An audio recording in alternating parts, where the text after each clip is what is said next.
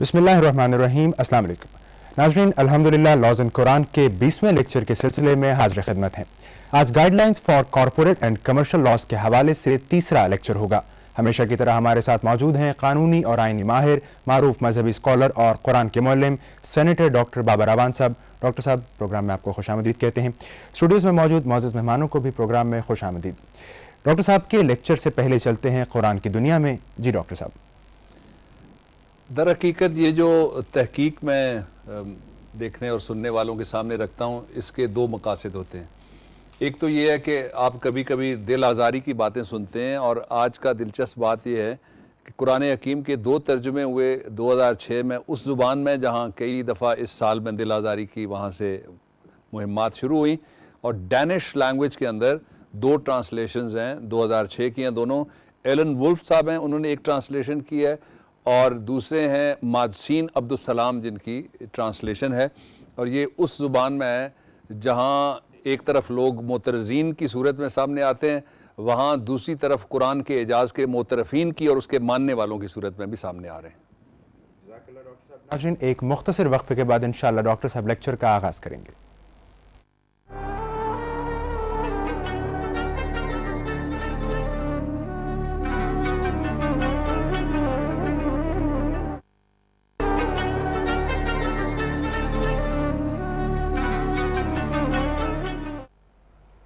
Laws and قرآن میں آپ کو ایک بار پھر خوش آمدید کہتے ہیں، اور بلا تاخیر چلتے ہیں ڈاکٹر صاحب کے لیکچر کی جانب۔ جی ڈاکٹر صاحب۔ بسم اللہ الرحمن الرحیم۔ بھوک، بیماری، بے روزگاری، تنگی، اسرت، ننگ، غربت، افلاس، قحط، یہ اس دنیا کے ایسے مسائل ہیں جن کے بارے میں سوال یہ پیدا ہوتا ہے کہ کیا ان کا خاتمہ کرنا ممکن ہے، اور قرآن حکیم کوئی راستہ بتاتا ہے کہ یہ سارا کچھ ختم ہو سکے؟ ایک پہلو۔ دوسرا پہلو، جو کمی ہیں، موروثی ہیں، لینڈ لیس ہیں، ہاری ہیں، پٹے دار ہیں، کیا فصلوں میں ان کا حق ہے؟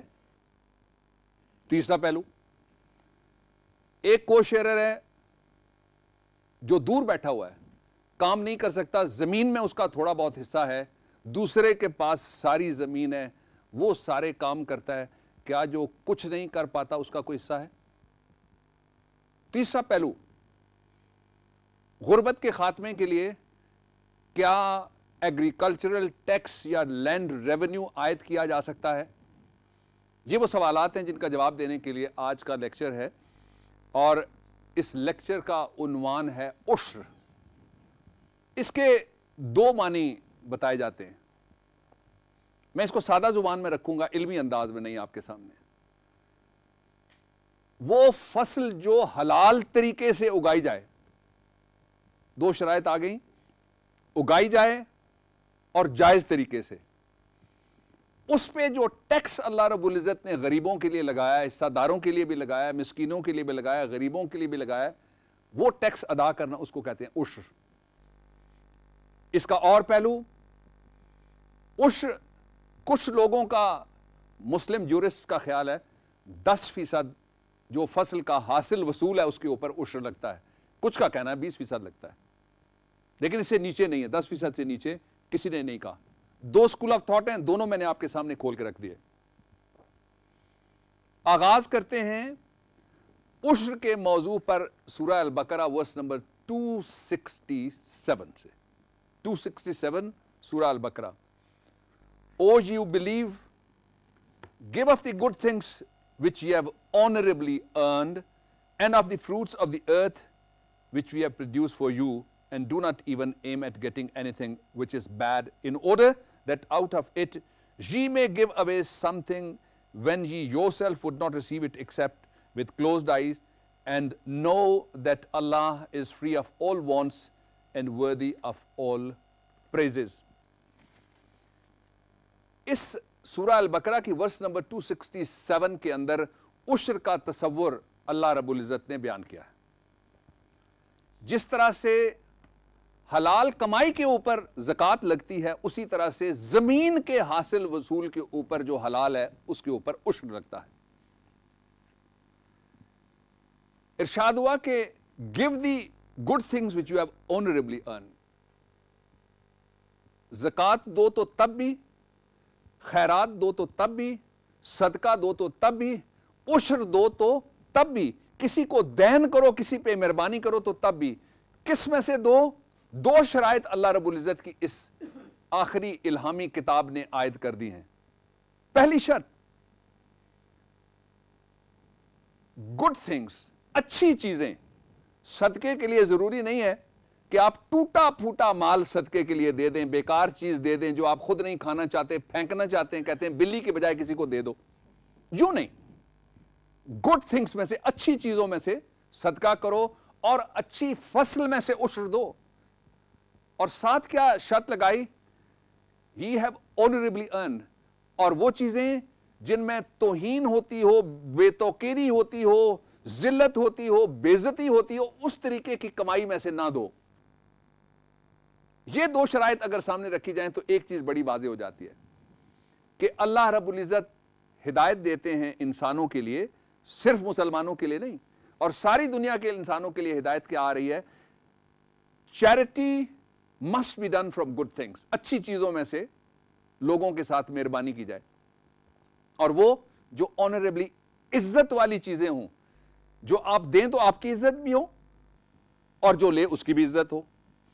جس کی کمائی چیزوں کی وہ بھی عزت والا طریقہ ہو، بے عزتی کے طریقے سے، کسی کالے طریقے سے، بلیک منی سے کمائی نہ کی گئی ہو.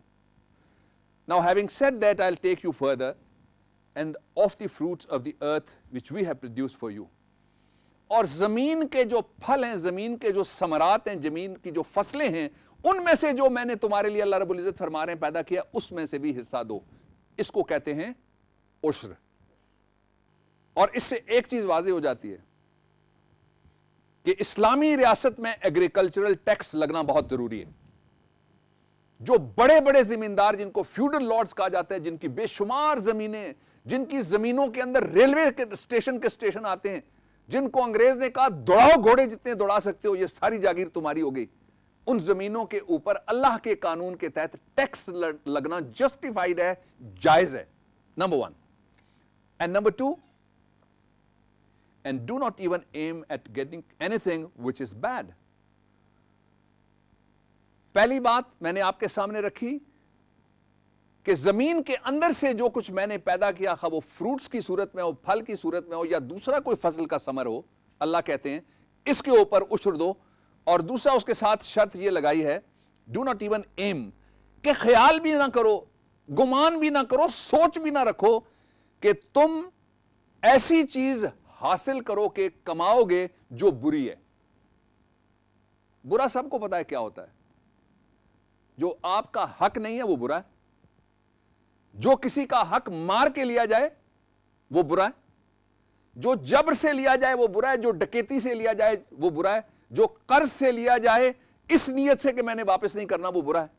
جو چھین کے لیا جائے وہ برا ہے. جو فورس کے ذریعے ایکوائر کیا جائے وہ برا ہے.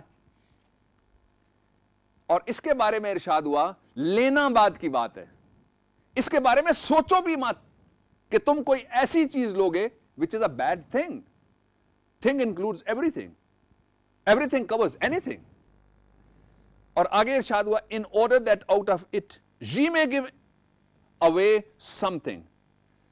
اور اگر کسی کی نیت ایسی بھی ہے، یا ایک سماجی رویہ آج کے حالات کے تناظر میں سامنے آتا ہے، اس پہ بھی میں تھوڑا سا کامنٹ کرنا چاہوں گا. ارشاد ہوا کہ اگر کوئی اس نیت سے بھی لیتا ہے کہ اس میں سے کچھ وہ صدقہ کر دے گا، کچھ خیرات کر دے گا، کچھ غریبوں میں بانٹ دے گا، کچھ سے کسی کی غرض پوری کر دے گا، اور کچھ سے کسی کی دستگیری کرے گا، تو فرمایا گیا ایسا صدقہ نہیں چاہیے اللہ تعالیٰ کو، ایسی خیرات نہیں چاہیے.